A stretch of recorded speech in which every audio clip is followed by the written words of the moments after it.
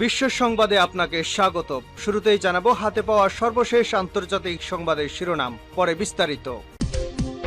শুরুতেই জানাবো এই মুহূর্তে হাতে পাওয়া সর্বশেষ গুরুত্বপূর্ণ আন্তর্জাতিক সংবাদ। ইরান ইসরায়েল ফিলিস্তিনি ত্রিমুখী যুদ্ধ চলছে। শেষমেশ ইসরায়েলি সেনাবাহিনী দক্ষিণ গাজার রাফা শহরের একটি বাড়িতে বোমা হামলা চালিয়েছে। এতে 6 জন নিহত হয়েছেন এবং আহত হয়েছেন আরও বেশ কয়েকজন। এবারে জানাবো ফিলিস্তিনের অবরুদ্ধ গাজা উপত্যকায় ইসরায়েলের যুদ্ধের প্রতিবাদে দেশটির সঙ্গে সব ধরনের বাণিজ্য স্থগিত করেছে তুরস্ক। ছোট্ট এই উপত্যকায় ইসরায়েল নিরবিচ্ছিন্ন এবং পর্যাপ্ত ত্রাণ সহায়তা প্রবেশের অনুমতি না দেওয়া পর্যন্ত এই নিষেধাজ্ঞা বলবৎ থাকবে। এদিকে মৌসুমি বৃষ্টির কারণে কেনিয়া সহ পূর্ব আফ্রিকার দেশগুলোতে ভয়াবহ বিপর্যয় নেমে এসেছে। অতি বৃষ্টির কারণে এলাকাগুলো বন্যায় ভেসে গেছে।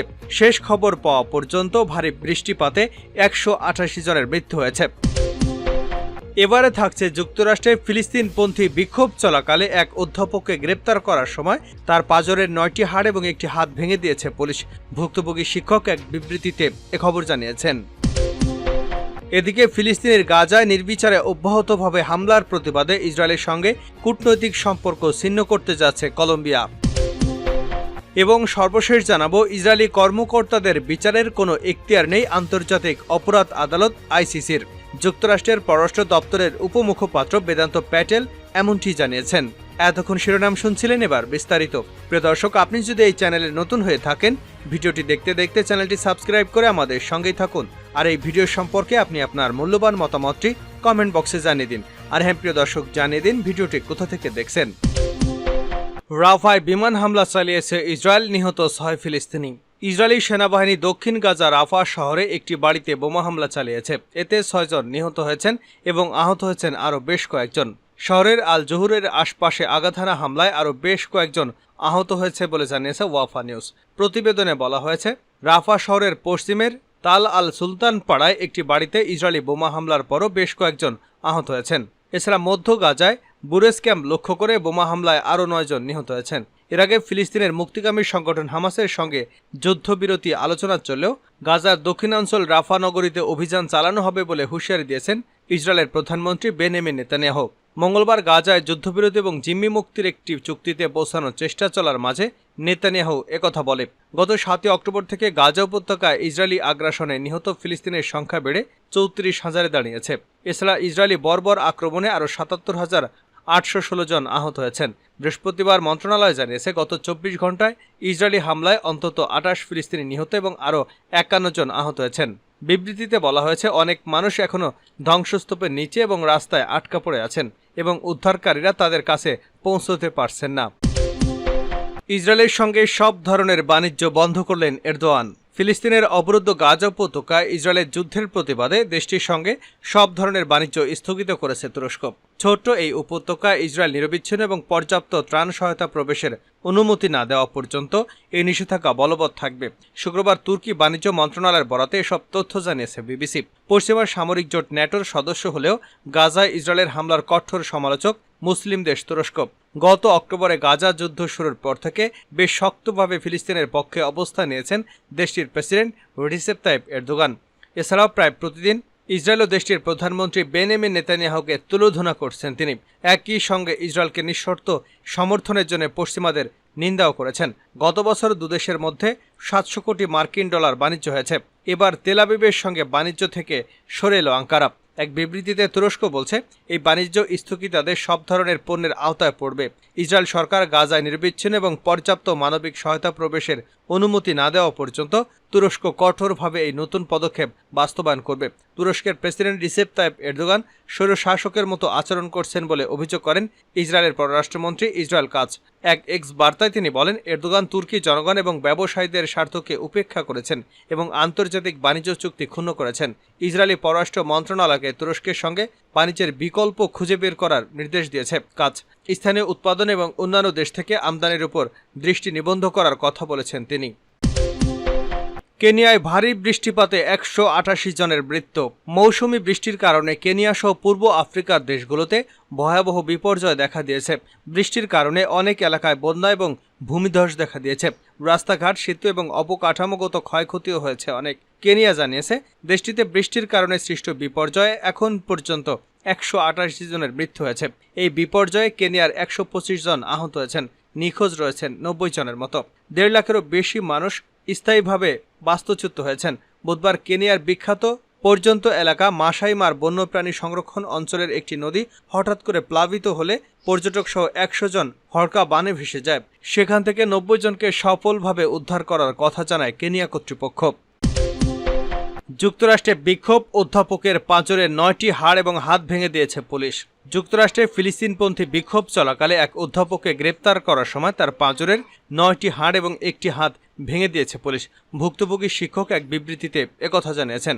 মিজৌরি অঙ্গরাজ্যের সেন্ট লুইসে ওয়াশিংটন ইউনিভার্সিটি ক্যাম্পাসে এ ঘটনা ঘটেছে। ভুক্তভোগী শিক্ষক স্টিভ তামারি সাউদার্ন ইলিনয়েস ইউনিভার্সিটি এডওয়ার্ডসভিলের ইতিহাসের অধ্যাপক, মধ্যপ্রাচ্য বিষয়ক বিশেষজ্ঞ তিনি। এ ঘটনা ধারণ করা একটি ভিডিওতে দেখা যায় গত শনিবার ওয়াশিংটন বিশ্ববিদ্যালয় ক্যাম্পাসে স্টিভ তামারি দৃশ্যত বিক্ষোভকারীদের ছবি তোলা বা ভিডিও ধারণের চেষ্টা করছিলেন। এ সময় কয়েকজন পুলিশ সদস্য বেপরোয়াভাবে গ্রেপ্তার করে নিয়ে যায় তাকে। ভিডিওতে আরও দেখা যায় গ্রেপ্তার হওয়ার সময় অধ্যাপক তামারি মাটিতে পড়ে গেলে পুলিশের এক সদস্য তাকে হাঁটু দিয়ে আঘাত করতে থাকে। পরে 2 হাত পিঠপোড়া করে হাতকড়া পরানো হয়। এরপর কয়েকজন পুলিশ তার নিস্তেজ হয়ে পড়া শরীর টেনে হেঁচড়ে একটি ভ্যানের দিকে নিয়ে যায় এবং মাটিতে উপুড় করে ছুঁড়ে ফেলে। বিক্ষোভ চলাকালে এই অধ্যাপকের স্ত্রী সান্দ্রা তামারিকেও গ্রেপ্তার করে পুলিশ। এ ঘটনা নিয়ে সামাজিক যোগাযোগ মাধ্যম এক্সে গতকাল বৃহস্পতিবার দুপুরের পর সান্দ্রা একটি পোস্ট দেন। তাতে লেখেন, স্টিভ তামারিকে হাসপাতাল থেকে ছেড়ে দেওয়া হয়েছে, তবে তার ব্যথা রয়েছে এবং ভাঙা হাতে অস্ত্রোপচার করতে হবে। পোস্টে সান্দ্রা আরও লেখেন, ঘটনার সময় কোনো গণমাধ্যমের সাক্ষাৎকার নিচ্ছিলেন না তারা। এ ঘটনায় একাডেমিক প্রকাশনা the middle east research and information project এক বিবৃতি দিয়েছে। তাতে বলা হয়েছে, MEREP-এর নেতা কর্মীরা অধ্যাপক তামারির উপর হামলা এবং তাকে গ্রেপ্তারের ঘটনা শুনে আতঙ্কিত ও ক্ষুব্ধ। ইতিপূর্বে অধ্যাপক তামারি এবং তার স্ত্রী দুজনেই প্রকাশনায় কাজ করেছেন। MEREP বলেছে, বিশ্ববিদ্যালয় ক্যাম্পাসগুলোতে শান্তিপূর্ণ বিক্ষোভে পুলিশ সহিংসতায় 2 সপ্তাহ ধরে উদ্বেগজনক প্রবণতা হয়ে উঠেছে। কিন্তু স্টিভের সঙ্গে যা করা হয়েছে সেটি চূড়ান্ত পর্যায়ের সহিংস আচরণ, এমনকি তা এর মানও ছাপিয়ে গেছে। আমরা পুলিশের নিষ্ঠুরতা এবং বিশ্ববিদ্যালয়গুলোর কর্তৃপক্ষ যেভাবে ক্যাম্পাসকে সামরিকীকরণ করেছে তার নিন্দা জানাই, বলেছে MEREP। ইসরায়েলের সঙ্গে কূটনৈতিক সম্পর্ক ছিন্ন করেছে কলম্বিয়া। ফিলিস্তিনের গাজায় অবিচারে অব্যাহতভাবে হামলার প্রতিবাদে ইসরায়েলের সঙ্গে কূটনৈতিক সম্পর্ক ছিন্ন করতে যাচ্ছে কলম্বিয়া। মহান মে দিবস উপলক্ষে দেশটির রাজধানী বোগাতায় এক অনুষ্ঠানে এ ঘোষণা দিয়েছেন কলম্বিয়ার প্রেসিডেন্ট গুস্তাভো পেট্রো। আন্তর্জাতিক গণমাধ্যম ওয়াশিংটন পোস্টের এক প্রতিবেদনে এ তথ্য জানা গেছে। আন্তর্জাতিক শ্রম দিবসের রাজধানী বোগাতায় সমর্থকদের সঙ্গে র্যালিতে অংশ নেন পেট্রো। শোভাযাত্রা শেষে প্লাজা দে বলিভারে ভাষণ দেন গুস্তাভো পেট্রো। ইসরায়েলের প্রধানমন্ত্রী বেনিয়ামিন নেতানিয়াহুর কড়া সমালোচনা করে পেট্রো বলেন, গাজায় যা হচ্ছে সেসব দেখার পর কোনো দেশ এই ইস্যুতে নিষ্ক্রিয় থাকতে পারে না। ফিলিস্তিনিদের মৃত্যুর মানবতার মৃত্যু, আমরা এই মানবতাকে মরতে দেব না। কলম্বিয়ার প্রজাতন্ত্র প্রেসিডেন্ট হিসেবে আমি আজ আপনাদের বলতে চাই, আমরা ইসরায়েলের সঙ্গে সব ধরনের কূটনৈতিক সম্পর্ক ছিন্ন করছি এবং আগামীকালই এ সংক্রান্ত প্রয়োজনীয় পদক্ষেপ নেব। এমন কোনো রাষ্ট্রের সঙ্গে আমরা কূটনৈতিক সম্পর্ক রাখতে পারি না যে দেশের সরকার গণহত্যার নির্দেশ দেয়। এ সময় আন্তর্জাতিক আদালতের মামলায় দক্ষিণ আফ্রিকার পাশে দাঁড়াতে আন্তর্জাতিক সম্প্রদায়ের প্রতি আহ্বান জানান তিনি। ইসরায়েলের বিচার করার এখতিয়ার ICC নেই, দাবি যুক্তরাষ্ট্রের। ইসরায়েলি কর্মকর্তাদের বিচারের কোনো এখতিয়ার নেই আন্তর্জাতিক অপরাধ আদালতের। যুক্তরাষ্ট্রের পররাষ্ট্র দপ্তরের উপমুখপাত্র বেদান্ত প্যাটেল মঙ্গলবার এমনটি বলেন। খবর RT-র। হেগ ভিত্তিক আদালতটি গাজায় ইসরায়েল প্রতিরক্ষা বাহিনীর কর্মকাণ্ডের জন্য ইসরায়েলি নেতৃত্বের বিরুদ্ধে গ্রেপ্তারি পরোয়ানা জারি করতে পারে, এমন খবর প্রকাশের পর মার্কিন পররাষ্ট্র দপ্তরের উপমুখপাত্র একথা বললেন। ব্লুমবার্গ সোমবার প্রতিবেদনে জানায়, G7 দেশগুলো ICC-কে বলেছে, তদন্তকারীরা সরাসরি ইসরায়েলি কর্মকর্তাদের টার্গেট করলে দেশটি সম্ভাব্য যুদ্ধবিরতি থেকে ফিরে আসতে পারে।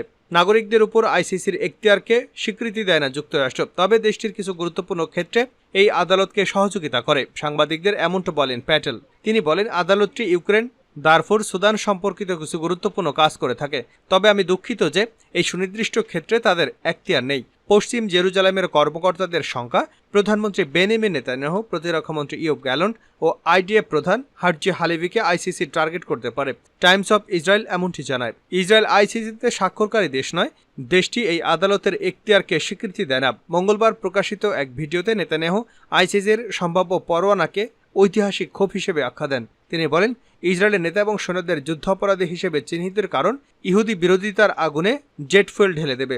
তার দেশ আদালতের এখতিয়ারকে স্বীকৃতি দেয় না।